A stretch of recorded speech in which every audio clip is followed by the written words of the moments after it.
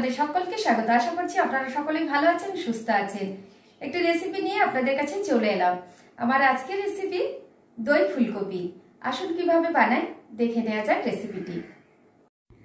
দই ফুলকপি বানাবার জন্য সবার প্রথমে আমি দুটো মাঝারি মাপের ফুলকপি নিয়েছি। এবার ফুলকপি দুটো আমি ছুরি দিয়ে ছোট টুকরো করে কেটে নেব। ছুরি বা বটি আপনাদের যেটা সুবিধা মনে হবে কেটে নেবেন। ফুলকপির যে ডাঁটাটা সেটা কেটে বাদ দিয়ে দিলাম। এবার ছোট টুকরো করে ফুলকপিগুলো আমি কেটে নেব। দেখুন কপি দুটো আমি ছোট টুকরো করে কেটে নিলাম। এবার একটা বোলের মধ্যে আমি জল নিয়েছি। 2-3 বার জল বদলিয়ে বদলে কপিটাকে খুব ভালো করে ধুয়ে নেব। জল বদলিয়ে বদলে আমি কপিটাকে ভালো করে ধুয়ে নিলাম। এবার ফুলকপিটা ভাপিয়ে নেবার জন্য গ্যাস ওভেনে কড়াই চাপিয়ে দিয়েছি আর কিছুটা পরিমাণে কড়াইয়ের মধ্যে জল দিয়ে দিলাম। যেহেতু এখন অসময়ের ফুলকপি, একটু ভাপিয়ে নিলে কপির মধ্যে একটা গন্ধ থাকে, সেটা চলে যায়। 1/2 চা চামচ লবণ দিয়ে কেটে ধুয়ে রাখা ফুলকপিটা দিয়ে দিলাম।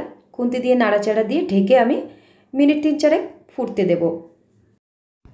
ওই 3-4 মিনিটের মতো আমি ঢেকে ভাপিয়ে নিলাম। তার থেকে বেশিক্ষণ ধরে ভাপাবো না, তাহলে ফুলকপিটা নরম হয়ে যাবে, রান্না করার সময় একদমই গলে যাবে।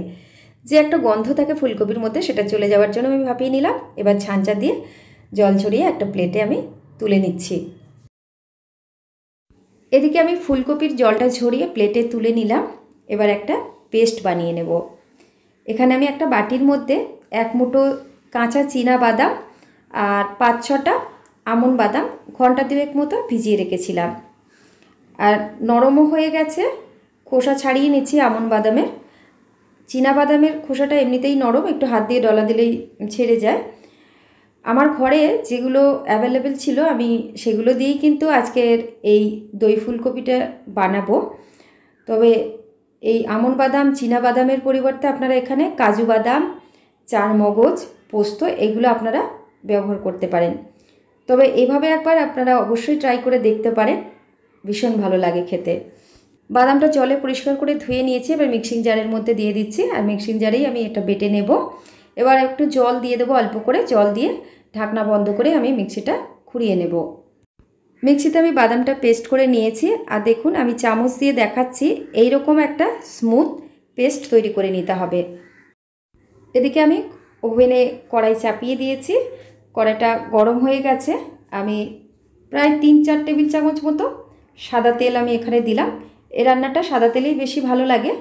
আপনারা এখানে ইচ্ছে হলে সর্ষের তেলও ব্যবহার করতে পারেন। তেলটাকে আমি একটু কড়া করে গরম করে নিয়েছি। তেল গরম হয়ে এসেছে। ভাপিয়ে জল ছড়িয়ে রাখা ফুলকপিটা আমি তেলের মধ্যে দিয়ে দিলাম। এখন ফুলকপিটার মধ্যে লবণ আর হলুদ আমি কিছুই দেব না, যেহেতু লবণ দিয়ে ফুলকপি ভাপিয়েছিলাম তাই আর দিলাম না। একটু হালকা লাল লাল করে আমি ফুলকপিটা ভেজে নেব। এদিকে আমি ওভেনের আঁচটা কমিয়ে রেখে ফুলকপি ভেজে নিচ্ছি। আর ওদিকে একটা মাটির বোলের মধ্যে প্রথমে আমি নিয়ে নেব 3 টেবিল চামচ টক দই, একটা মশলার মিশ্রণ তৈরি করে নেব। তবে টক দইটা অবশ্যই একটু ফ্রেশ হলেই ভালো হয়। 4-5 দিন ধরে ফ্রিজের যে জমানো টক দইটা ব্যবহার করবেন না। এর মধ্যে আমি গুঁড়ো মশলা দিয়ে দিলাম। জিরে গুঁড়ো, ধনে গুঁড়ো, কাশ্মীরি লঙ্কার গুঁড়ো, হলুদ গুঁড়ো 1 চা চামচ করে দিয়েছি। 1/2 চা চামচ লবণ দিলাম আর 1 চা চামচ চিনি। এবার অল্প একটু জল দিয়ে ছোট চামচ দিয়ে মশলার মিশ্রণটা ভালো করে রেডি করে নেব। দেখুন এদিকেও আমার ফুলকপিটাও ভেজে নেওয়া হয়ে গেছে, হালকা কালার চেঞ্জ হয়ে গেছে, একটু লাল লাল ভাব চলে এসছে। এবার আমি একটা প্লেটে তুলে নেব। এবার যে তেলটুকু রয়েছে তেলেই আমি সেদ্ধ আলুটা ভেজে নেব। এখানে আমি 2-3টে মতো আলু সেদ্ধ করে 4 টুকরো করে কেটে নিয়েছি। আলুটাও আমি লবণ দিয়ে সেদ্ধ করেছিলাম, তাই এর মধ্যে আমি লবণ আর হলুদ কিছু দিচ্ছি না। ওই একই রকম প্রসেসে আমি একটু হালকা লাল লাল করে ভেজে তুলে নেব। দেখুন হালকা লাল করে আমি আলুটাও ভেজে নিলাম। এবার তুলে নিচ্ছি। কড়াইয়ের মধ্যে যতটুকু তেল রয়ে গেছে রান্নাটা হয়ে যাবে। আর ওই তেলের মধ্যে আমি 1 চামচ ঘি মিশিয়ে নিলাম। একটু ঘি দিলে রান্নার টেস্টটা ভালো হয়। প্রথমেই আমি ফোড়নে একটা তেজপাতা কেটে দিলাম আর গোটা ফোড়ন দিয়ে দিচ্ছি। ছোট এলাচ, দারচিনি, গোলমরিচ, গোটা জিরে, শুকনো লঙ্কা। এই গোটা ফোড়নটা একটু ভেজে নেব যতক্ষণ না একটা সুন্দর একটা গন্ধ বেরোচ্ছে। ফোড়ন ভেজে নিয়েছে, ফোড়ন থেকে খুব সুন্দর একটা মিষ্টি গন্ধ বেরোচ্ছে। একটা মাঝারি মাপের পেঁয়াজ আমি বেটে রেখেছিলাম, পেঁয়াজ বাটা দিয়ে দিলাম।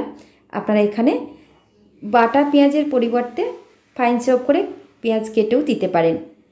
এবার খুন্তি দিয়ে নাড়াচাড়া দিয়ে পেঁয়াজের যে কাঁচা গন্ধটা চলে যাওয়া অবধি ভেজে নেব।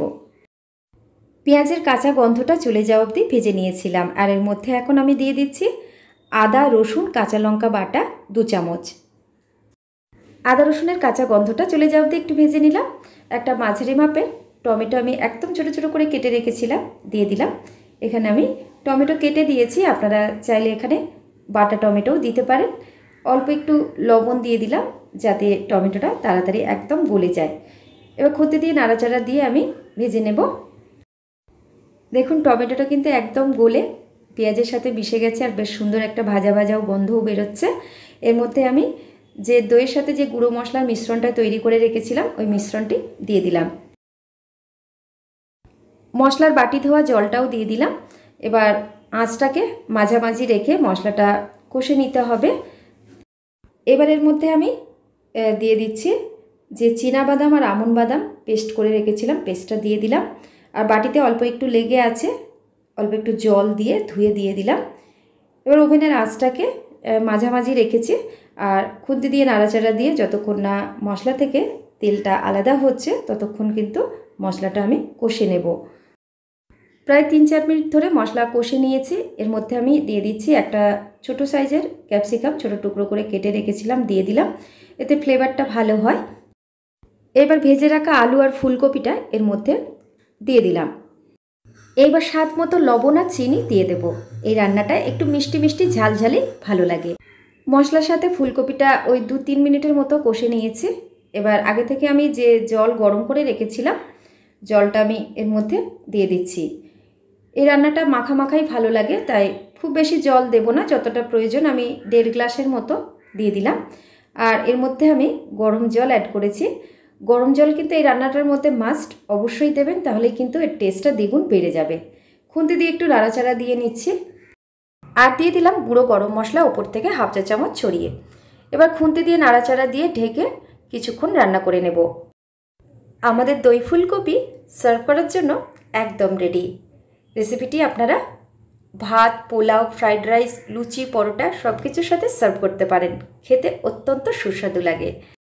একদম সহজ পদ্ধতিতে তৈরি হয়ে গেল দই ফুলকপি। আজকের রেসিপিটি যদি ভালো লাগে লাইক শেয়ার কমেন্ট করবেন, আর যারা প্রথমবার চ্যানেলটি দেখছেন চ্যানেলটিকে সাবস্ক্রাইব করে নেবেন। পাশে থাকা বেল নোটিফিকেশনটা প্রেস করে অন করে নেবেন, তাহলে আমি যখনই কোনো নতুন ভিডিও আপলোড করব আপনারা সবার প্রথমেই দেখতে পাবেন। আর যারা ফেসবুক পেজে ভিডিওটি দেখছেন পেজটিকে ফলো করে নেবেন। ভালো খান, সুস্থ থাকুন। ভিডিওটি দেখার জন্য অসংখ্য ধন্যবাদ।